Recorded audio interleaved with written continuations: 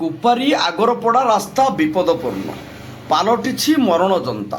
ନେତା କହୁଛନ୍ତି ଚାଲିଛି ଡବଲ ଇଞ୍ଜିନର ସରକାର।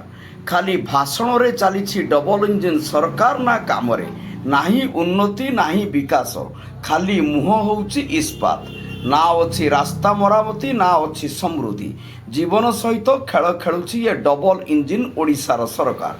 ଏପରି ଏକ ବିପଦପୂର୍ଣ୍ଣ ରାସ୍ତା ହେଉଛି ବାଲେଶ୍ୱର ଜିଲ୍ଲା କୁପାରୀ ଆଗରପଡ଼ା ରାସ୍ତା।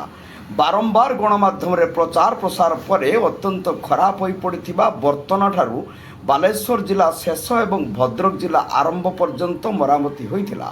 ଲୋକଙ୍କ କହିବା ମୁତାବକ ସେ ମରାମତି କାର୍ଯ୍ୟ 3 ମାସ ବି ଗଲା ନାହିଁ।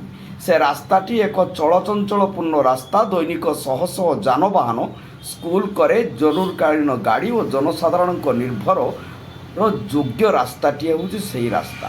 ରାଜ୍ୟର ବିଭିନ୍ନ ଅଞ୍ଚଳକୁ ଯାତାୟାତ ନିମନ୍ତେ ଉଦ୍ଦିଷ୍ଟ ହୋଇଥିଲେ ମଧ୍ୟ ଏହି ବିପଦପୂର୍ଣ୍ଣ ରାସ୍ତା ପ୍ରତି କାହାରି ଦୃଷ୍ଟି ପଡ଼ୁନଥିବା ମନେ ହେଉଛି। କାହିଁକି ଏତେ ନିମ୍ନମାନର କାର୍ଯ୍ୟ ହେଉଛି? କାହା ପ୍ରରୋଚନାରେ ହେଉଛି? ଖାଉଛି କିଏ ଟଙ୍କା? ଏଠି ଠିକାଦାର ଟଙ୍କା ଖାଉଛି ନା ଜେଇ ଟଙ୍କା ଖାଉଛି? ବାରମ୍ବାର ଖରାପ ହେବା ଓ କାର୍ଯ୍ୟ ହେବାର କେଉଁ ଉଦ୍ଦେଶ୍ୟ ରହିଛି? ଠିକାଦାର ଜାଣିଶୁଣି ନିମ୍ନମାନର କାର୍ଯ୍ୟ କରୁଛନ୍ତି ନା ତାଙ୍କୁ ନିମ୍ନମାନର କାର୍ଯ୍ୟ କରିବା ପାଇଁ ବାଧ୍ୟ କରାଯାଉଛି? ଯାହା ସାଧାରଣ ଲୋକଙ୍କ ପ୍ରଶ୍ନ। ଡବଲ ଇଞ୍ଜିନ ସରକାରଙ୍କୁ ଏହି ପ୍ରଶ୍ନ କରିଛନ୍ତି ଲୋକମାନେ। ଛୋଟ ବଡ଼ ଦୁର୍ଘଟଣା ଘଟିବା ଏଠି ଦୈନନ୍ଦିନ କଥା। ବର୍ତ୍ତମାନ ରାସ୍ତାଘାଟର ପରିସ୍ଥିତି ଯାହା, ସ୍ଥାନେ ସ୍ଥାନେ ବିପଦପୂର୍ଣ୍ଣ। ଖାଲଖମାରେ ପଡ଼ି କେତେବେଳେ ଯେ କାହାର ଜୀବନ ଯିବ କେହି କହିପାରିବେ ନାହିଁ। ନିଜର ଗୋପନ ରଖି ନା ଗଣମାଧ୍ୟମ ପ୍ରତିନିଧି ସମ୍ମୁଖରେ ପ୍ରକାଶ କରିଛନ୍ତି ବହୁ ଜନସାଧାରଣ। ସରକାର ନା ଠିକାଦାର? ଏଠି ଠିକାଦାର ନା ସରକାର? କିଏ ଦାୟୀ ଏ ନିମ୍ନମାନର କାମ ପାଇଁ?